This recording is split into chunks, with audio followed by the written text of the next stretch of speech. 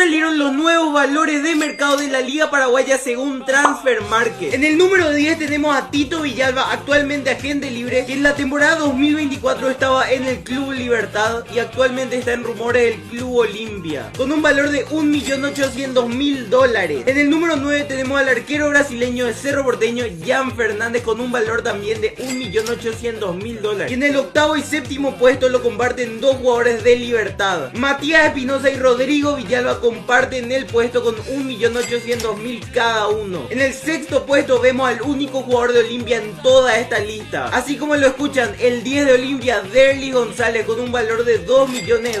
Todos sabemos que en Olimpia hay jugadores con mucho más valor que Derly, pero al final del día estos valores los hace Transfer Market, no son oficiales. En el puesto número 5 tenemos a otro jugador de Libertad, Iván Franco, con un valor de $2 millones también. En el cuarto puesto tenemos a Wilder Viera con un valor de $2.500.000. Entrando al top 3 tenemos a dos jugadores de Cerro y a uno de Libertad. En el top 3 tenemos a Gabriel Aguayo valiendo $3 millones. En el top 2 tenemos a Rubén Lescano con $4 millones.